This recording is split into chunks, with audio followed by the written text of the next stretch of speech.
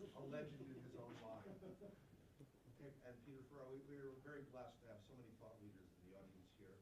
I'm going to call out Cedric Muhammad, one of Jude's great success stories, and that's saying a lot because Jude had a lot of great success stories. Norm Singleton and Paul Martin Foss, veterans from the great Dr. Ron Paul, who I've called Thomas Jefferson of our era, one of the few transformational elected officials of my lifetime. I see, I don't know who I'm getting in trouble by calling out, but I'll just take my chances. Wes Goodman, the executive director of the vast right-wing conspiracy. I see Dennis Teddy, one of the leading public intellectuals in the country today. Andy Blum, who has been a staunch champion of the gold standard in his work throughout the years. Rich Danker, who is both campaign manager and chauffeur for candidate Bell. You were finally able to find someone. Thanks to his son, Damon. Thanks to his son, Damon. Okay. We think we can probably expand the scope of this campaign as it goes forward. Let's see. Frank Cannon, whose idea this was for me to approach the Jack Kemp Foundation and propose that we do this, president of American Principles Project and American Principles in Action. Peter Farrar, did I already call on you? Yes. Can I ask a question, or can we spend some time? We haven't gotten to the Okay. question and answer period yet, but if you can't hold it. No, I can wait. I can wait. Okay. And so everybody who I've unconsciously slighted, it's Becky Norton Dunlap, hiding way in back, vice president of the Heritage Foundation, and Norbert, where are you? Norbert Michael. Norbert Michelle. One of these days I'll get it right. Who's the Heritage Foundation's money man. This is a very important anniversary this month, June 2014. There are 3 decennial anniversaries, and they converge in a very interesting way. The 30th anniversary of the introduction of the Gold Standard Act of 1984 is the most important, but it's more important if you consider the context.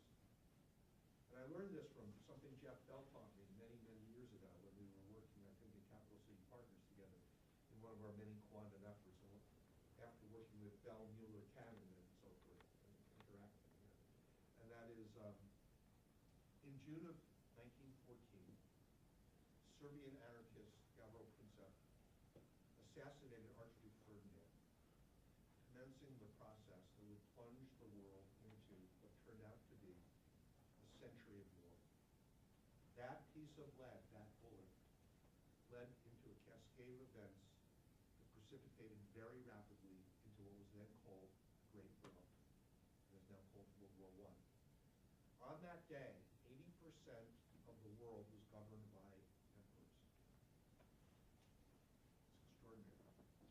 When Woodrow Wilson said that this was the war to make the world safe for democracy, this is what he was, I believe, kind of getting at.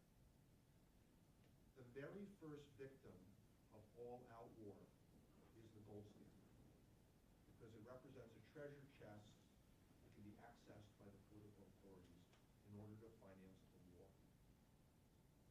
So this is the 100th anniversary of the bullet that ended the gold standard and plunged the world into a century of all-out war, which is now ending.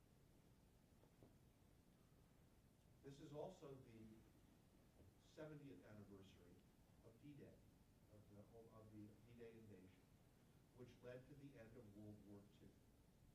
My father fought on the fields of battle in Normandy. And this is what Jeff taught me.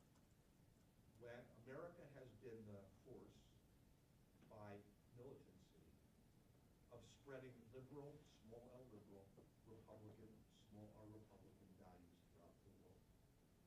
We enter World War I to make the world safe for democracy. As it happened,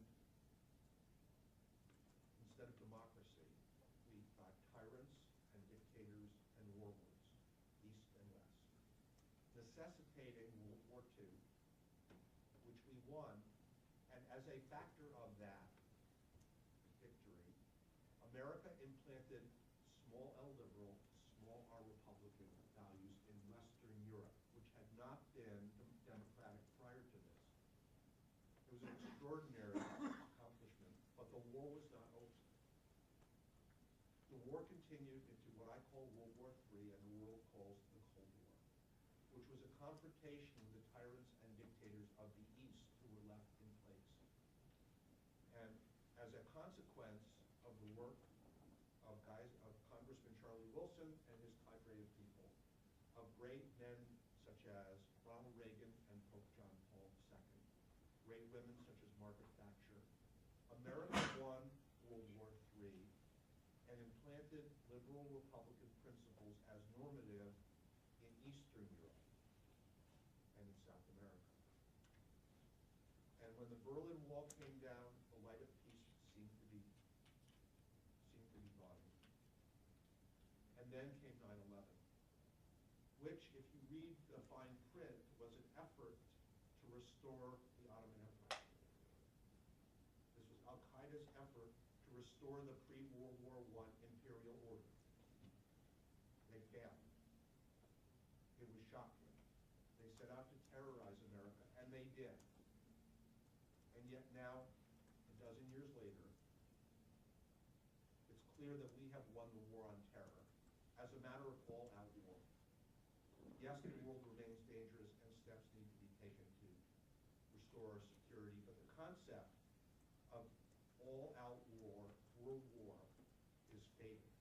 The number of battlefield deaths are fading. Peace is beginning to break out. World war is a headwind for the gold standard. Peace is a tailwind for the gold standard. I agree with John that it was not possible, given his and Jeff's and Dave's and Jack's and Lou Lehrman and Jude Winniski and Alan Reynolds and Bob Mundell's heroic battle to restore monetary integrity, irrespective of the models. The Rueff, Lehrman, Mueller model having won the battle for ideas and embodied by Jack in the gold standard back in 1954. But the winds have now shifted. The wind of peace is at the back of the gold standard. And there's a famous phrase attributed to Sir Winston Churchill. No one's ever been able to find the original source, but it sure sounds like Churchill, so we'll give him the credit. And that is, you can always trust the Americans to do the right thing after they have tried everything else. We are 13 years into a little dark age. We've had tax cuts, we've had bailouts, we've had twists and turns and QEs. We've tried everything. And yet, under the Kemp formula, which was embodied by Reagan and Clinton, of lower marginal tax rates and monetary integrity, which was delegated to Paul Volcker and then Alan Greenspan, who did a pretty good job in his first 10 years, called the Great Moderation, America created 40 million jobs. 40 million. And this was from a crude proxy for the gold standard. We haven't seen anything remotely like that since. So we've tried this and we've tried that. The empirical data, as provided by the Bank of England in a report delivered December 2011, sexily entitled Financial Stability Paper number 13, has analyzed the performance of the Federal Reserve note system, or what I call fiduciary money, against both the Bretton Woods system and the gold standard. And the empirical data by the Bank of England, which is not exactly a hotbed of Tea Party crazies like me, says the Federal Reserve note standard has performed worse consistently across the board compared to the gold exchange standard and the gold standard. More recessions, longer recessions, deeper recession, less job creation, less GDP growth, worse inflation, more banking panics, more currency crises. That's the system that Richard Nixon and John Connor gave us. Okay? We have now, ladies and gentlemen of the jury, tried everything else. The gold standard has the wind of peace at its back. It has a great track record for the creation of jobs, the reduction of deficits, and the restoration of liberty. As Dave Hoppe told us,